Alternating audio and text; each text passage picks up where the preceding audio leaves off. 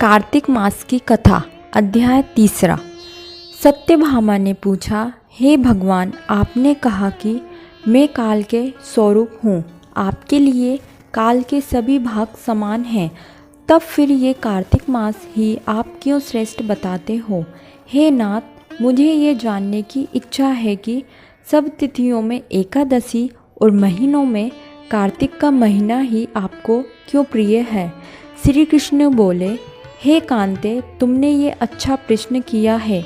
इस संबंध में तुम्हें बेन के पुत्र पृथु और महर्षि नारद का संवाद सुनाता हूँ।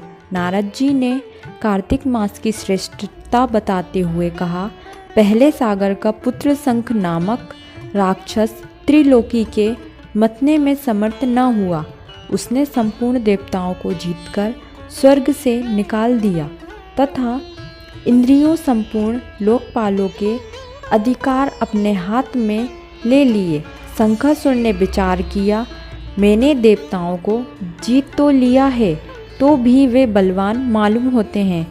वे सब वेद मंत्रों से युक्त हैं। उनके वेद मंत्रों का हरण करने से वे सब बलहीन हो जाएंगे। ऐसे विचार के साथ वे असुर विष्णु भगवान को नींद में गृहस्थ देख स्वयंभू ब्रह्मा जी के लोक में जा पहुंचा और वहां से वेदों को निकाल कर चलने को तत्पर हुआ। उसके भय के मारे यज्ञ के मंत्र अपने बीजों समेत जल में प्रवेश कर गए। ये देख शंखासुर भी उन्हें ढूंढता हुआ समुद्र के भीतर विचरने लगा, परंतु वे वेद कहीं भी प्राप्त न हुए। पीछे से ब्रह्मा जी भी सब देवताओं को संग ले और पूजा की सामग्री एकत्र कर वैकुंठ में विष्णु भगवान की शरण में गए। वहाँ उनके जागने के निमित्त सब देवता स्तुति गान करने लगे। उनकी भक्ति से संतुष्ट होकर भगवान ने नेत्र खोले। विष्णु भगवान उनसे कहने लगे, हे देवगण, मैं तुम्हारे कीर्तन पूजा आदि से प्रसन्न हुआ हूँ। आप लोगों की मनोकामना में पूर्ण करूँगा, यही वर देता हूँ। अश्विन शुक्ल पक्ष की एकादशी से देव उठानी एकादशी तक पहर भर रात्रि रहे। तब से जो मनुष्य तुम्हारी तरह मेरा गुणगान करेंगे, वे मुझे प्रसन्न कर मुझे प्राप्त होंगे। भाग्य, आग्रह, आचमन आदि जो तुम मेरे निमित्त लाए हो, वे अनंत गुण होकर तुम्हारे सुख के कारण होंगे। शंखासुर जिन वेदों को हर लाया है, वे सब जल में स्थिर हैं। मैं शंखासुर को मारकर उन्हें लाऊंगा।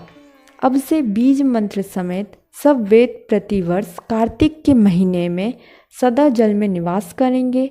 मैं मत्स्य रूप धारण कर जल में जाता हूँ।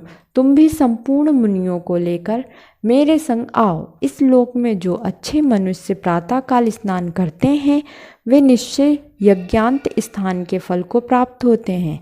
जो कार्तिक में सदा स्नान करते हैं, उनको हे इंद्र, तुम मेरे लोक में पहुंचा दिया करना।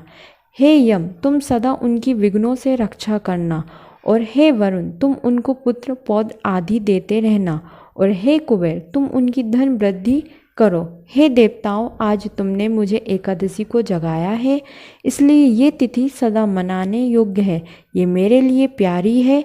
हे देवगणों, भली भांति से किए जाने पर ये दोनों व्रत मनुष्य को मेरा समीप प्राप्त कराते हैं। ये सत्य जानो कि इनके समान कोई व्रत नहीं है।